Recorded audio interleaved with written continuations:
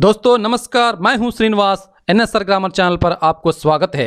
यदि इस चैनल को अभी तक सब्सक्राइब नहीं किया तो जरूर सब्सक्राइब कीजिए। सब्सक्राइब करने के साथ साथ बेल आइकन को भी दबाना ना भूलें, क्योंकि सभी प्रतियोगिता परीक्षाओं के लिए हिंदी से संबंधित महत्वपूर्ण अपडेट्स और नोटिफिकेशंस आपको मिलते रहेंगे। दोस्तों, अब तक हम भारतेंदु युग के पूर्व से लेकर समकालीन कविता तक महत्वपूर्ण विषय वस्तु और उससे संबंधित महत्वपूर्ण प्रश्नों को प्रैक्टिस किए हैं। आज इस वीडियो में हालावाद क्या होता है, हालावाद की काव्य प्रवृत्तियाँ और इससे संबंधित महत्वपूर्ण प्रश्नों को हम प्रैक्टिस करेंगे। एक एक प्रश्न के लिए 6 सेकेंड दिया जाएगा। 6 सेकेंड में आपको सही सही उत्तर चुनना चाहिए। चलेंगे पहला प्रश्न के लिए। इसे वैयक्तिक कविता के नाम से जाना जाता है। छायावाद, प्रगतिवाद, नई कविता, हालावाद।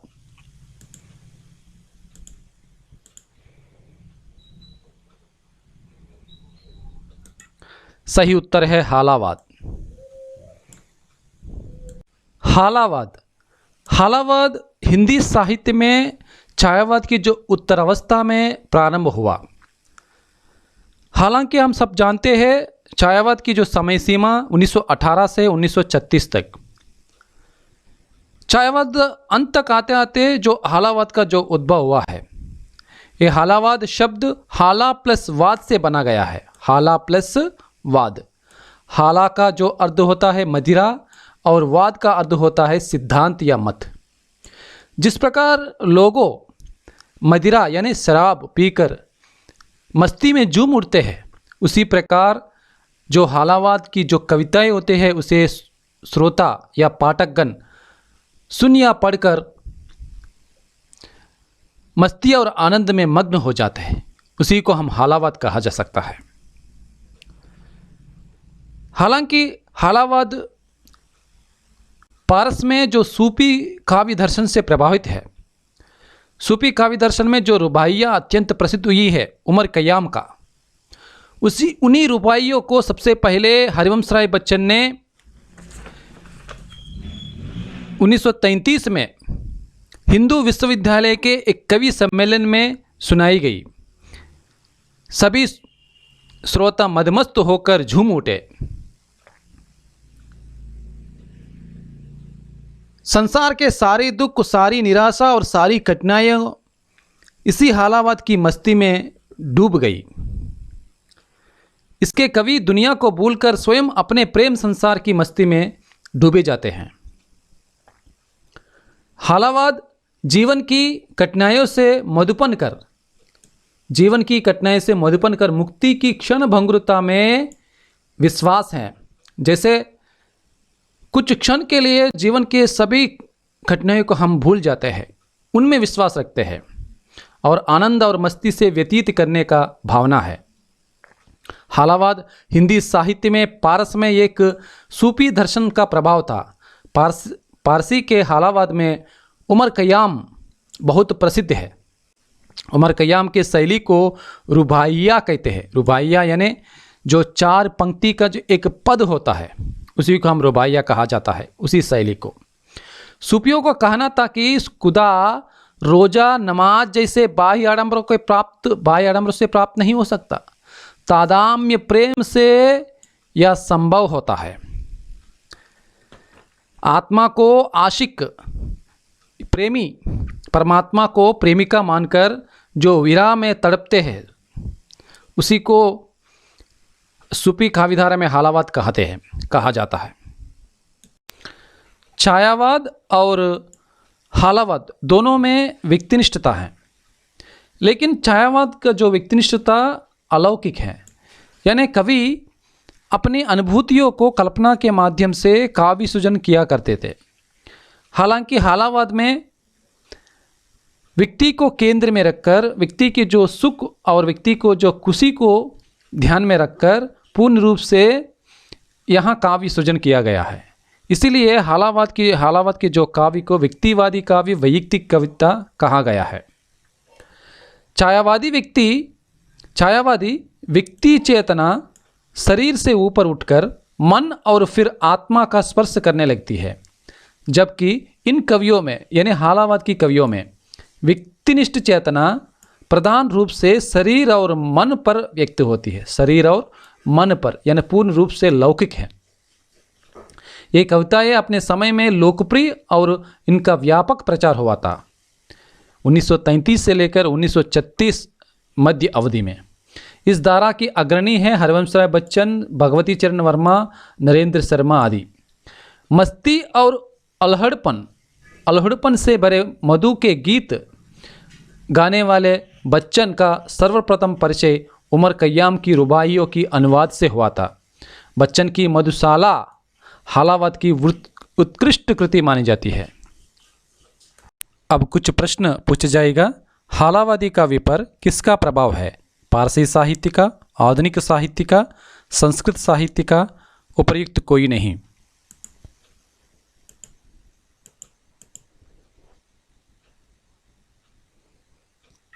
सही उत्तर है पारसी साहित्य का। अगला प्रश्न, उन्मुक्त प्रेम काव्य या प्रेम व मस्ती का काव्य के नाम से जाना जाता है? प्रगतिवादी काव्य, हालावादी काव्य, नई कविता, छायावादी काव्य।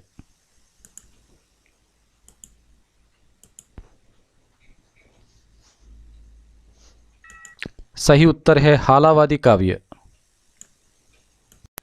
कुछ प्रसिद्ध आलोचकों ने हालावाद के संदर्भ में कुछ प्रमुख कथन कहा गया है।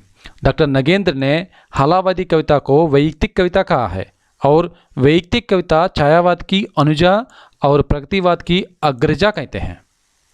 और हजारी प्रसाद द्विवेदी जी ने मस्ती, उमंग और उल्लास की कविता कहा है। हजारी प्रसाद द्विवेदी हालावाद को मस्ती, उमंग और उल्लास की कविता कहा है। इसी प्रकार रामेश्वर शुक्ल अंचल ने मूलतः प्रेम, यौवन और सौंदर्य के कवि कहा है। मूलतः प्रेम, यौवन और सौंदर्य के कवि कहा है।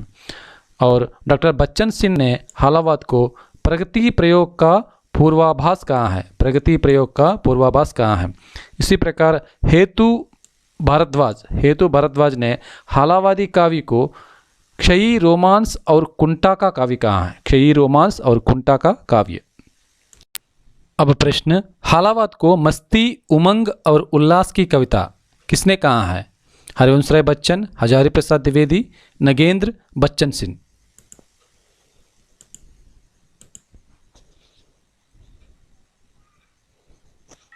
सही उत्तर है हजारी प्रसाद द्विवेदी।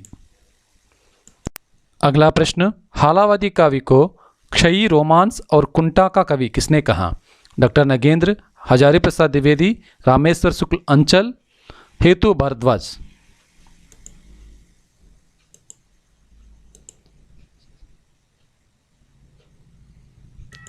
सही उत्तर है हेतु भारद्वाज।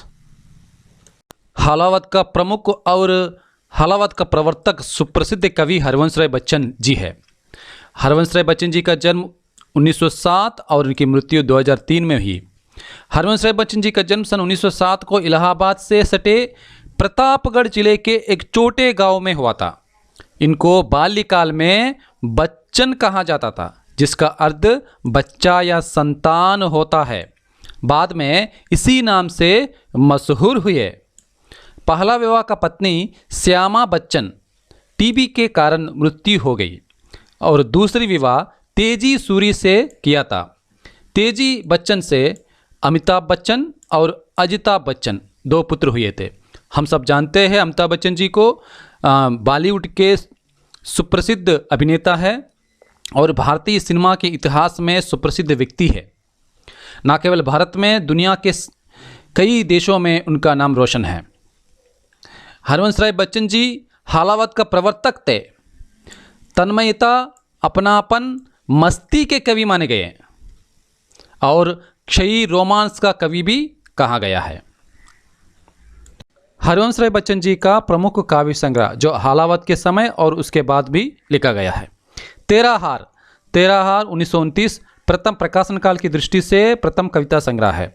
इसके बाद मधुशाला, मधुबाला, मधुकलश पूर्ण रूप से हालावाद की रचनाएं हैं।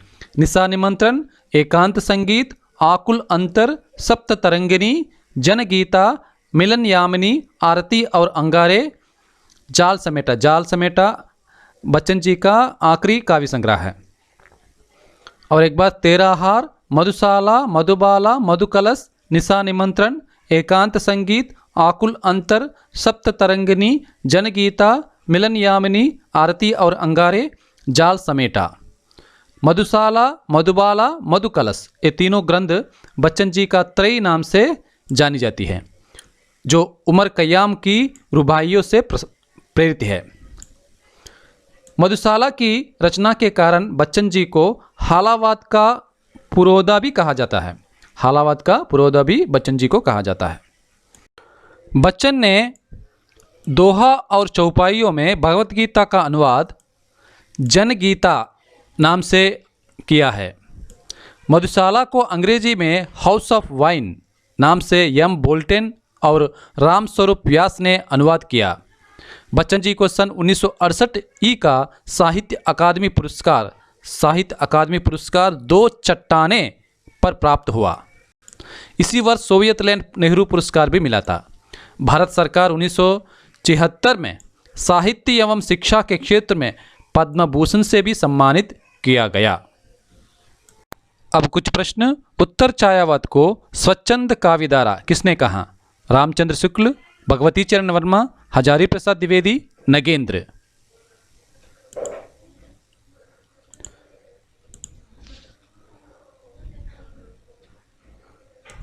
सही उत्तर है आचार्य रामचंद्र शुक्ल। आचार्य रामचंद्र शुक्ल जी ने उत्तर छायावाद को स्वच्छंद काव्यधारा कहा है।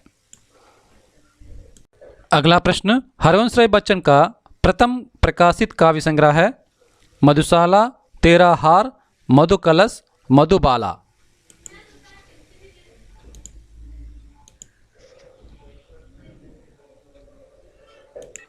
सही उत्तर है तेरा हार। अगला प्रश्न। बच्चन को किस रचना के लिए साहित्य अकादमी पुरस्कार मिला? दो चट्टाने, एकांत संगीत, आकुल अंतर, निशा निमंत्रण।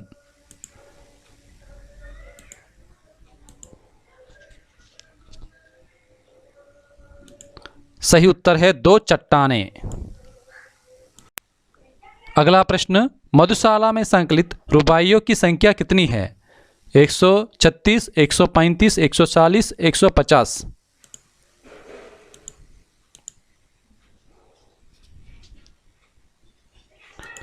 सही उत्तर है 135। 135 रुबाइयों को मधुशाला में संकलित किया गया है। अगला प्रश्न। बच्चन का अंतिम काव्य संग्रह कौन सा है? एकांत संगीत, मिलन यामिनी, आकुल अंतर, जाल समेटा।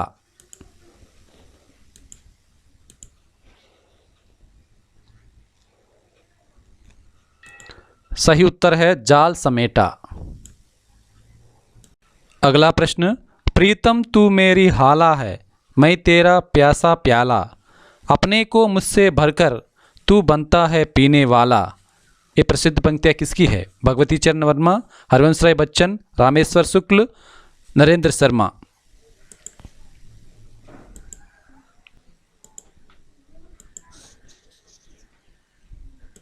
सही उत्तर है हरिवंश राय बच्चन। हरिवंश राय बच्चन जी मधुशाला के दो पंक्तियां हैं। अगला प्रश्न। भैंसा गाड़ी नामक प्रसिद्ध कविता किसकी है? रामेश्वर शुक्ल अंचल, भगवती चरण वर्मा, नरेंद्र शर्मा, हरिवंश राय बच्चन।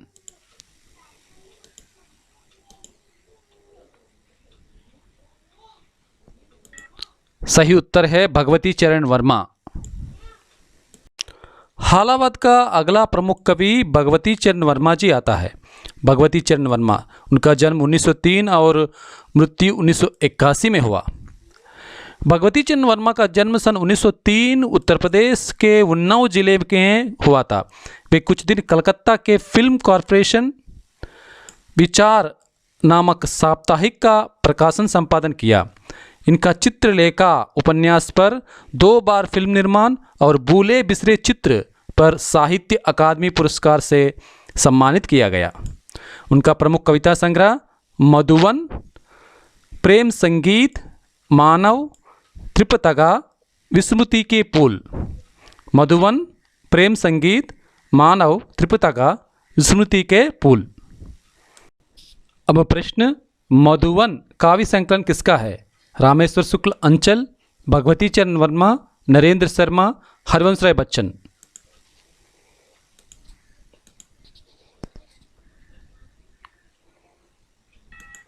सही उत्तर है भगवती चरण वर्मा। अगला प्रश्न, भगवती चरण वर्मा जी का यह काव्य संग्रह नहीं है। मधुवन, प्रेम संगीत, त्रिपिटका, चित्रलेखा।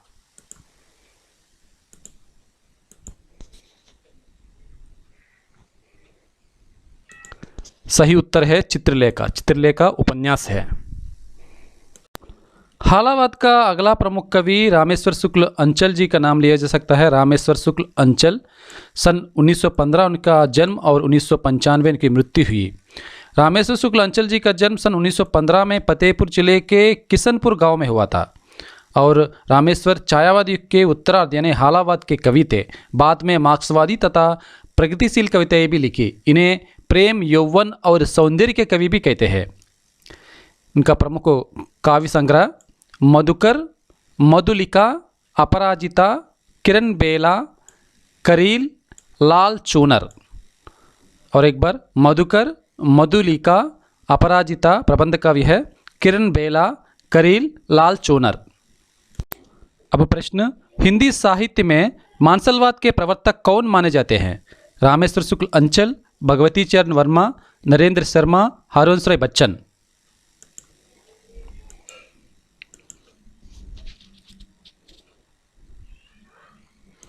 सही उत्तर है रामेश्वर शुक्ल अंचल। रामेश्वर शुक्ल अंचल जी को मानसलवाद के प्रवर्तक भी कहा जाता है। अगला प्रश्न, मधुलिका काव्य संग्रह का रचनाकार कौन थे? हरवंश राय बच्चन, रामेश्वर शुक्ल अंचल, भगवती चरण वर्मा, नरेंद्र वर्मा।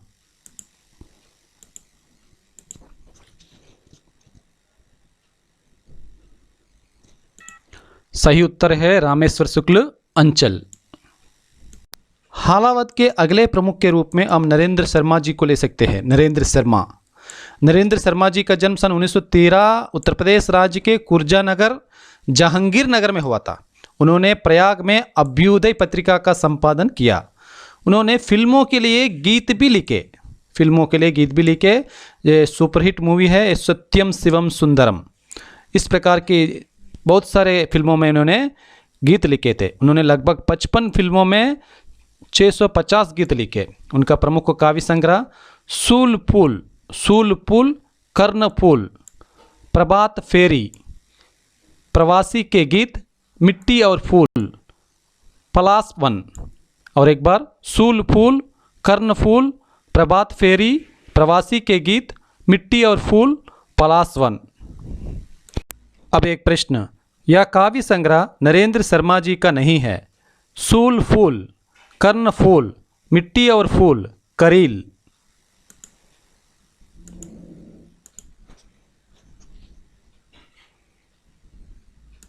सही उत्तर है करील, नरेंद्र शर्मा जी का नहीं है।